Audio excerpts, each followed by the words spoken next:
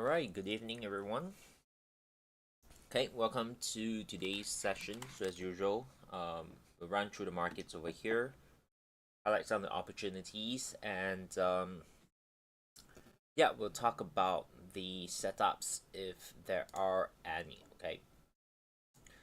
So with that said, let's start off with the dollar index.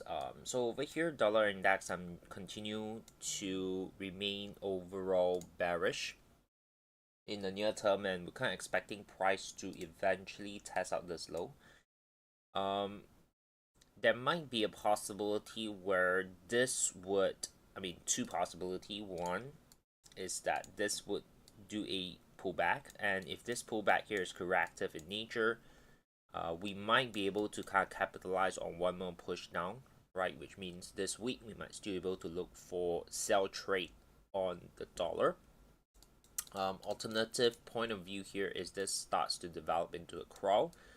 If that's going to be a crawl, we'll then wait for an impulsive break to the upside, and then this would build into next week, where we can then look for the pushback up on the dollar index. Okay, so we'll keep an eye on how price is going to develop moving forward from here, either looking at a short-term sell or potentially looking for that bullish reversal going into next week. Okay, now on top of that, that's where in terms of like the inverse relationship here is going to be the euro. Okay, so pretty similar perspective. We do expect a little bit more upside. Really want to see how price is going to develop from here, right? So of course, if this pulls back correctively, that might open up one more pushback up, where we can capitalize on that in terms of a buy trade. Now alternatively, of course, then this turns into a crawl, then we'll wait for an impulsive break, right? And then that will build into next week's opportunity. Okay, so as of today, as of right now, we're just basically being patient, and we want to wait and see how price is going to develop from here before really kind of committing to a particular direction. Okay, GBP USD, this one here I would say in terms of the directional bias is a little bit clearer among the major pairs. This one here we're definitely more interested in the upside, right? Kind of update this a little bit. This will naturally be our invalidation level. Okay, the market came down very nicely. Tree wave did a nice little rejection. Right now we are expecting some sort of a pullback, right? If the market can give us a corrective pullback, that would definitely be the ideal situation for us to look for an opportunity to buy. Okay, so we are bullish, and right now, of course, you can see this is the key level here, 15618. Just a simple expectation, right? WXY, and currently internally here we can look at it as a 1, 2, 3 as well. Okay, so this is something I'm looking at definitely in my watch list. You can see, okay, I'll be looking at it on a lower time frame, okay, to wait for the setup. Okay, I mean right now market is still pushing higher. We'll need to be patient and wait for the pullback. Okay, we do have this as a break. Okay, of course, not the clearest and the cleanest break, but still a break of structure nonetheless, right? So that opens up the part where there are two ways I can look for a setup. Okay, one is that I take this swing low here, and then we expect market to pull back towards like somewhere this zone, and we'll look to buy. Alternatively, I'll take this swing low here, then we expect the pullback to come a little bit deeper before the buy. Okay, I think we don't need to rush into a conclusion right now. The idea here is we are starting to see sign of a pullback, right? So it's still a very, very early sign. It's possible that, unlikely, okay, unlikely we're going to get something tomorrow. So this one here, we're just probably going to wait out, okay, and really give it time and see how the pullback develops, right? If this comes down impulsively, then I'll be looking at the deeper pullback. If this retracement starts to show signs of a gentler corrective development, then I'll be more aggressive to see if this there's a swing low, and then we'll take, look to take trades just slightly above. Okay, so we'll see, but definitely this is in our watch list right now. Okay.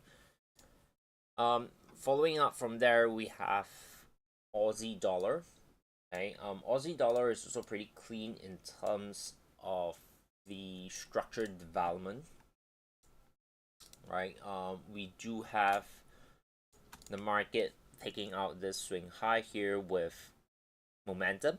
Okay, so we're definitely bullish, but right now we would love to see some sort of pullback before committing to the buy trade. Okay, the market as of today is still testing highs, right? It's still pushing higher, so you just need to be patient and wait for the market to really start establishing some sort of a swing high first, right? So there's really nothing much that we can really look into for now other than having a clear directional bias, but we want to wait for that pullback. Okay. Then of course next up we have the dollar Canadian. This is a little bit tricky right now in terms of the possibility of how price would develop into. Okay, one way to look at it is what I've established over here. This seems corrective, so there's a good chance price will come down, tag the 1.3720, and then only start pushing higher, right? And that would be developing some sort of a pattern like that, right? Impulse 1, 2, 3. The other possibility is that this 1, 2, 3 is completed with this low. Okay, didn't really tag it, came very close to it, but there's still a possible pattern. And the market starts going higher from here, right?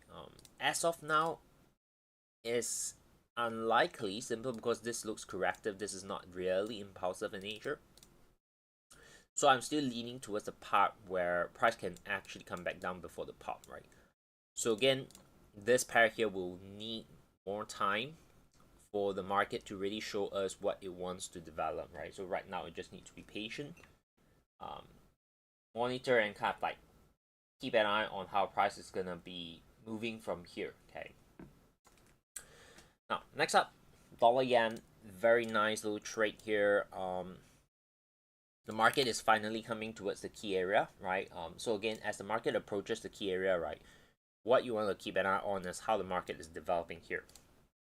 Okay, if this is gonna be a crawl, okay, what we then expect obviously is an impulsive leg, and then we'll start to look for upside, right? Then we'll see this as this is done, this entire pattern is completed, we'll look for upside. If the market does provide more momentum to the downside and manage to break through this entire area, we'll want to then see if we can get a corrective pullback. If we do, then we can expect more downside. Okay, so right now the market is testing key areas, so oftentimes when that's happening, we'll give it a little bit time to see how price is going to develop first, right? Okay, so this one here, the market actually broke that high, then come down. We'll see, right? But dollar yen is a trade that we had very nice profits, you know, depending on how you manage it, right? For me, I managed to exit last week. Very nice little 1:3 ratio. Then the market of course gap up. But if you actually shift stops to break even and held through all the way until where it is right now, you're riding around 1:4, 1:5, right, risk to reward ratio. But nonetheless, this trade is done, right? So we'll look at the next one, right? But I just want to kind of cover a little bit, you know, in terms of the setup. You can see it's a classic setup that we look at, right? Liquidity sweep, break of structure. The market came down with momentum, leaving fab at a gap, you know, market imbalance, and of course the order block, and then we look at the fits. Okay, now of course we don't just look at setups and then we get in. What we also look at is the high time frame confluence, right, which we have over here. That's where we gave us that confidence and conviction to actually execute the dollar yen trade. Okay, yeah, so that's the take on dollar yen. Right. The next up we have gold. Gold is pretty straightforward in terms of the momentum. You can see this is like really impulsive, breaking all-time high. From an edit wave perspective, this is quite obvious. We'll put it as a wave 3, right? Because the momentum is very strong. And for that reason, we'll want to wait for pullback. If the pullback occurs, it's likely going to be wave 4, and then therefore we expect one more push after which. The market is currently still testing the top, right? So obviously you don't want to be buying into it. There's also no reason to be selling this right now, so just be patient. Okay, now very similar here is silver. The slight difference is really on the development of a structure, right? You can see that silver here is developing more of a crawlish structure, which honestly doesn't change much, right? I don't expect silver to like reverse to the downside, but likely this is still a third wave, just that internally this can be a 1, 2, 3, 4, and then this is 5, right?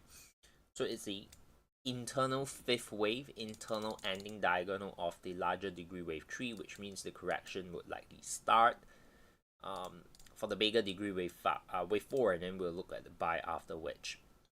Okay, so again, this one is very similar to gold.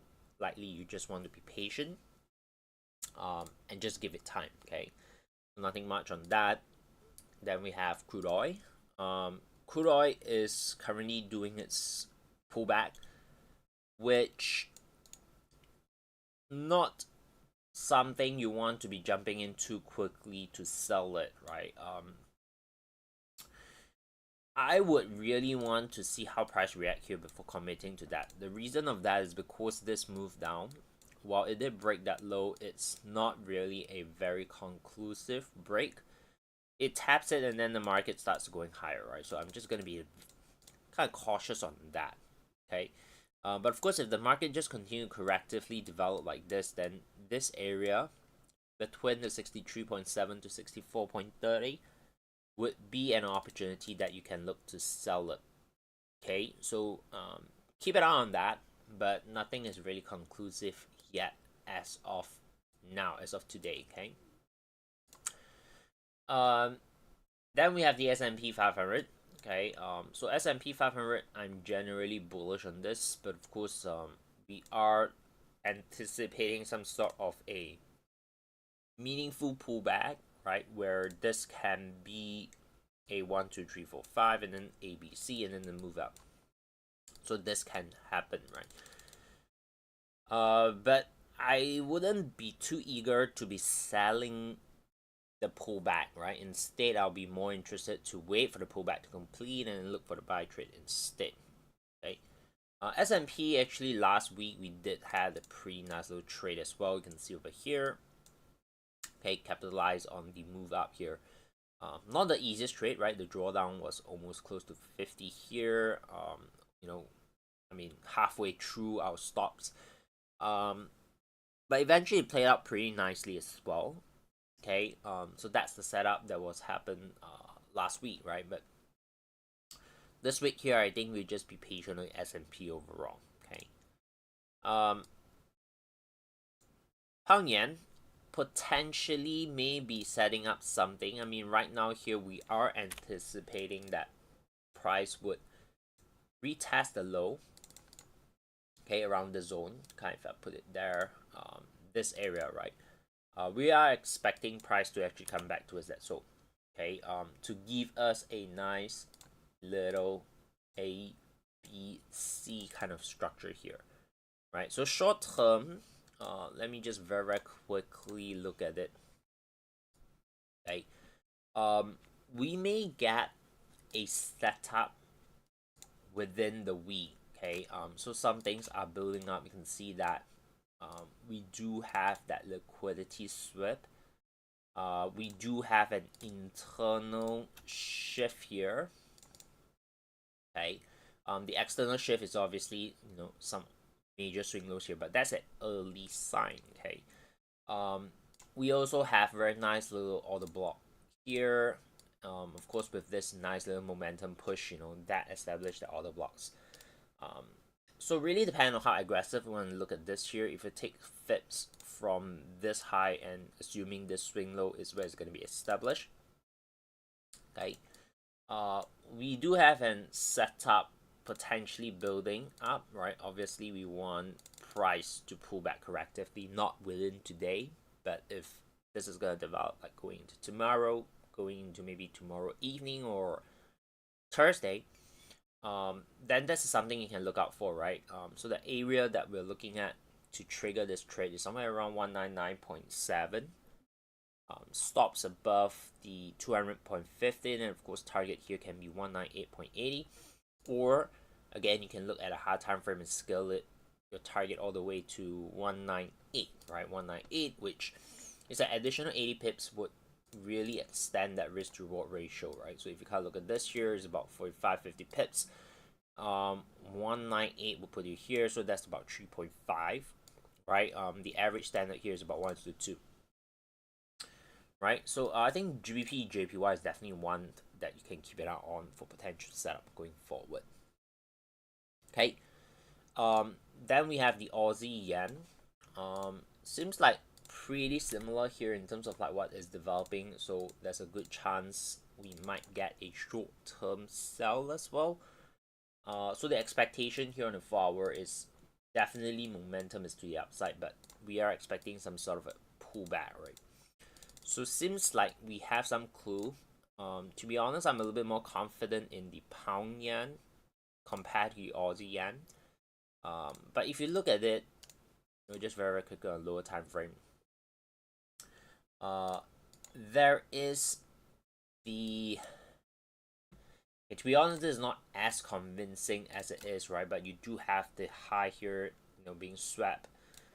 The only thing that is a little bit not that ideal is, of course, this gap hasn't been taken out, right? Or in SMC we call it displaced. It haven't been displaced. So this is something that I'll just be cautious on. I would personally spend a little bit more time focusing on the pound yen, right? But the take here is we are expecting some sort of a pullback on the odd yen here. Okay.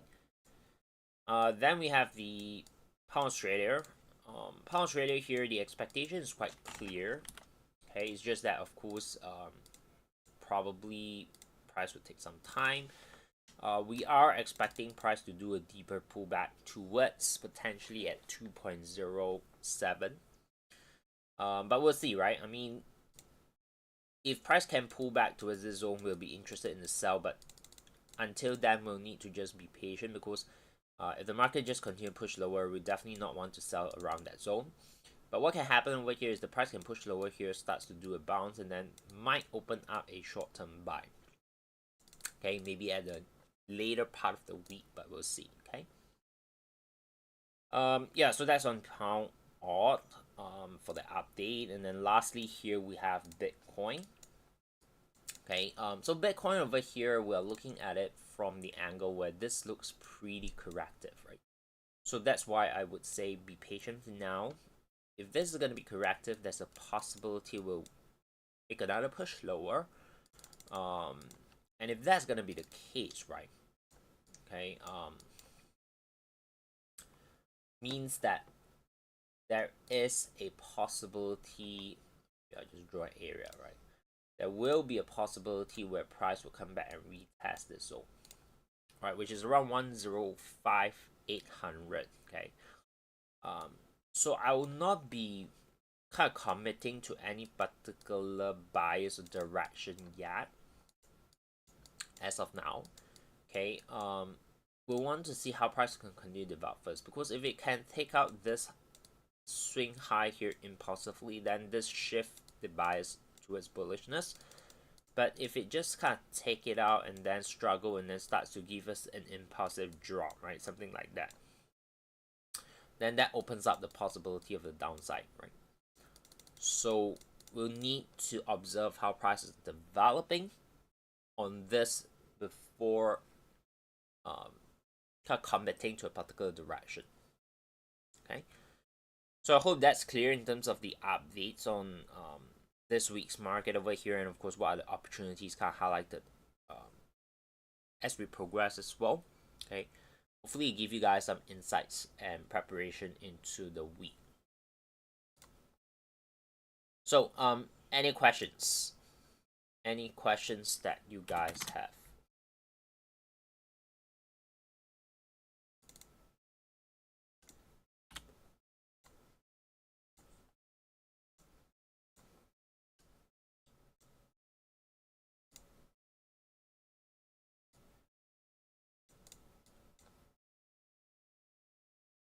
All good? No questions?